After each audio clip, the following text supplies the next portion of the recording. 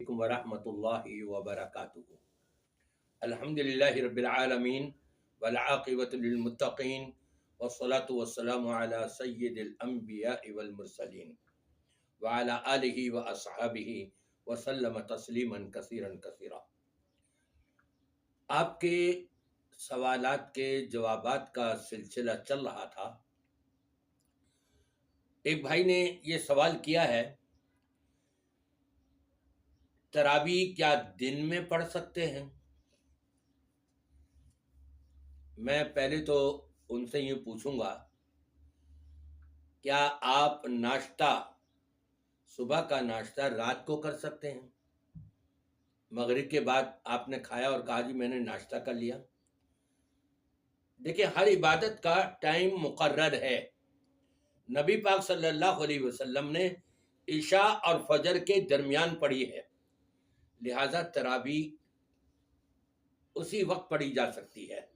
ہاں، ایک روایت کے تحت ایک شخص جو تہجد گزار ہے، پڑھتا چلا آ رہا ہے، لیکن ایک روز اس کی آنکھ نہیں کھلی اور اس کی وہ تہجد اور وتر یہ رہ گیا، تو صحیح مسلم کی روایت کے مطابق اگر کبھی کسی کے ساتھ ایسا ہو جائے تو وہ صبح سورج نکلنے کے بعد سے لے کر زوال سے پہلے پہلے اس کے درمیان اگر پڑھ لے گا، اس کو اتنا ہی اجر و ثواب ملے گا جتنا رات کو پڑھنے کا اجر و ثواب ہے۔ لیکن معمول بنا لینا اور جان بوجھ کر کے رات کے بجائے نماز تراویح کو دن میں پڑھنا، یہ بالکل بھی ثابت نہیں ہے کسی بھی صورت میں۔ پھر ایک بھائی نے سوال کیا ہے کہ زکوٰۃ کس کو دیں ہم؟ قرآن پاک میں اللہ تبارک و تعالیٰ نے 8 مصارف ذکر کیے ہیں۔ انما الصدقات للفقراء والمساکین والعاملین علیہا والمؤلفۃ قلوبہم وفی الرقاب والغارمین وفی سبیل اللہ وابن السبیل۔ یہ 8 مصارف ذکر کیے ہیں۔ عام طور پر ہم لوگ کیا کرتے ہیں، گھر میں ماسی کام کرتی ہے، زکوٰۃ اسی کو دے دی، نماز پڑھتی ہے نہیں پڑھتی ہمیں کوئی فکر نہیں، مسلمان ہے، ہندو ہے، سکھ ہے، کرسچن ہے، کون ہے، ہمیں کچھ نہیں اس سے تعلق، بس وہ ہمارے ایک کام بڑا اچھا کرتی ہے، روٹی بڑی اچھی پکاتی ہے، برتن بڑے اچھے دھوتی ہے، گھر کی صفائی ستھرائی بڑی اچھی کرتی ہے، ہم خوش ہیں اور ہم نے اس کو زکوٰۃ دے دی۔ زکوٰۃ اگر کوئی مقروض ہے اور قرض بھی ایسا کہ جو اپنی معیشت کھانے پینے کے لیے یا کوئی آفت آ گئی اچانک اور اس میں وہ مقروض ہو گیا، تو اس قرض دار کو زکوٰۃ دی جا سکتی ہے۔ مسافر جس کا نان نفقہ جو بھی کچھ اس کے پاس تھا وہ چوری ہو گیا اور سب ختم ہو گیا، گھر بھی واپس جانے کے لیے اس کے پاس کرایہ نہیں ہے، اس کو دیا جا سکتا ہے۔ اللہ کے راستے کے اندر جو خرچ کرنا ہے وہ کیا جا سکتا ہے۔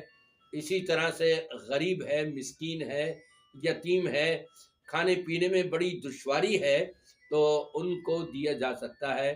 جو زکوٰۃ وصول کر کے لانے والے ہیں ان کو محنتانے کے طور پر اس میں سے کچھ دیا جا سکتا ہے۔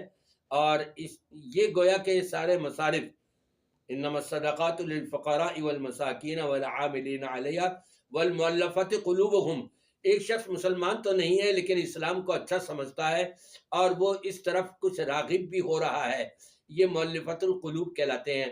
ہم ان کو مزید دعوت و تبلیغ کا کام ان کے ساتھ کرتے رہیں، سمجھاتے بجھاتے رہیں، اور وہ اگر غریب ہے تو اس کو بھی دیا جا سکتا ہے۔ اب باقی ان کے علاوہ جو اچھے کھاتے پیتے ہوں اور ان کو زکوٰۃ دینا یہ مناسب نہیں ہوگا۔ پھر ایک سوال یہ آیا ہے کہ روزے میں کھانے اور کھلانے والے پر کیا گناہ ہے؟ دیکھیں، کھانے والا جو جان بوجھ کر کھا رہا ہے، روزہ توڑ رہا ہے، پوری زندگی روزے رکھتا رہے گا، اس کے ثواب کو نہیں پہنچ سکے گا وہ۔ اور کھلانے والا، اس کی 2 صورتیں ہو سکتی ہیں۔ اسی طرح کھانے والے کی بھی 2 صورتیں، بیمار ہو گیا، تکلیف ہو گئی، پریشانی لائق ہو گئی اور وہ صبر نہیں کر پا رہا ہے یا مسافر ہے اور سفر جو ہے وہ پریشان کن ہو گیا ہے، تو اب وہ روزہ توڑ سکتا ہے۔ جیسے رسول اکرم صلی اللہ علیہ وسلم نے ایک سفر کے موقع کو پر روزہ رکھا ہوا تھا، لیکن جب دشواری آئی تو آپ نے خود بھی روزہ توڑ دیا اور تمام مسلمانوں کو بھی روزہ کھلوا دیا، کوئی گناہ نہیں ہے اس کو پر۔ اسی طرح جو کھلانے والا ہے، اگر وہ اس کو معلوم ہے کہ اس کا روزہ ہے اور روزہ رکھنے والے کو یاد نہیں اپنا اور یہ اس کو کھلا رہا ہے تو یہ گناہ ہے۔ ہاں اگر وہ بیمار ہے اور وہ روزہ اپنا پورا کرنا چاہتا ہے، لیکن وہ بیماری بڑھنے کے خطرات کے پیش نظر یہ کھلانے والا اس کو زبردستی کھلا رہا ہے، اس کو پر انشاءاللہ تعالی کوئی گناہ نہیں ہوگا۔ پھر ایک سوال یہ آیا ہے کہ رمضان میں اگر کوئی نماز رہ جائے تو روزہ ہوگا یا نہیں؟ اس کی دو صورتیں ہیں۔ اگر جان بوجھ کر کے نماز چھوڑی ہے اس نے تو وہاں تو یہ آتا ہے کہ نماز جو ہے یہ دین کا ستون ہے، من ہدمہا فقد ہدم الدین، من اقامہا فقد اقام الدین ومن ہدمہا فقد ہدم الدین۔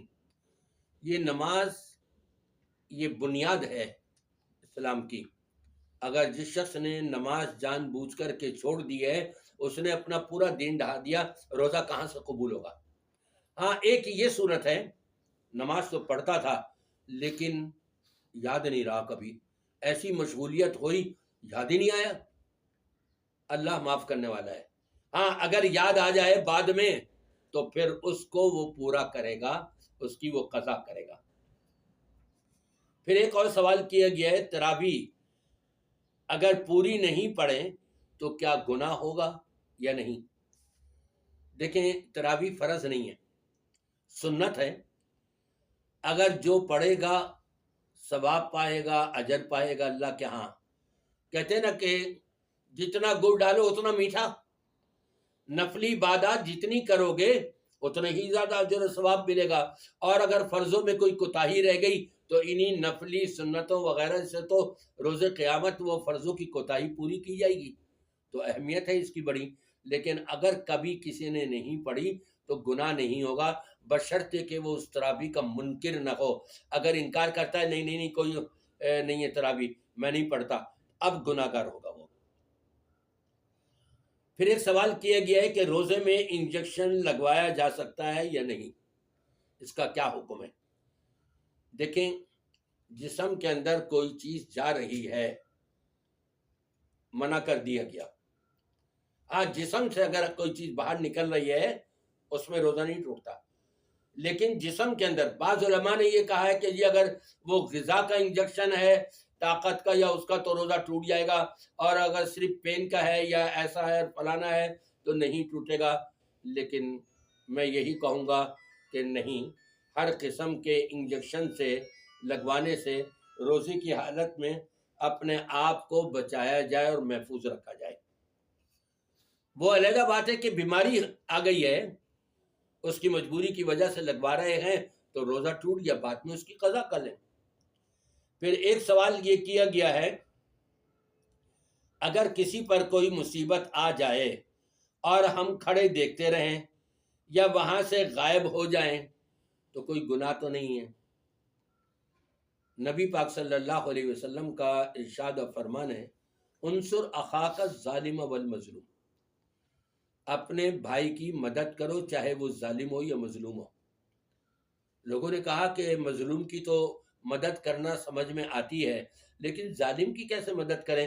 کہا اس کو ظلم کرنے سے روک دو اپنے طور و طریقے سے، اور گویا کہ پیچھے مت ہٹو، تم اس ظالم کی بھی مدد کرو، اس طور پہ نہیں کہ اس کو آگاہ کرتے رہو اور خبریں پہنچاتے رہو، نہیں، بلکہ اس طور پر کہ اس کو روکو اپنے ہاتھ سے، حتی الامکان روکنے کی کوشش کرو اس ظلم کرنے سے۔ یہ گویا کہ اس ظالم کی یہ مدد کرنا ہوگا۔ لہذا وہاں پر کسی پر ظلم و زیادتی ہوتے ہوئے کسی پر کوئی مصیبت آ جائے، تکلیف آ جائے، پریشانی آ جائے، اور تماشائی بن کر دیکھتے رہنا اور تبصرے پر تبصرے کرتے رہنا اور غائب ہو جانا، اس کی تیمارداری بھی نہیں کرنا، اس کی خیر خبر بھی نہیں لینا، یہ حقوق العباد میں سے ہے۔ روز قیامت نیکیاں دینی پڑ جائیں گی جو بھی کسی کے ساتھ ایسا معاملہ کر رہا ہوگا۔ دعا ہے کہ اللہ تبارک و تعالی ہم سب کو صحیح معنوں میں قرآن و سنت کی روشنی میں عمل کرنے کی توفیق عطا فرمائے۔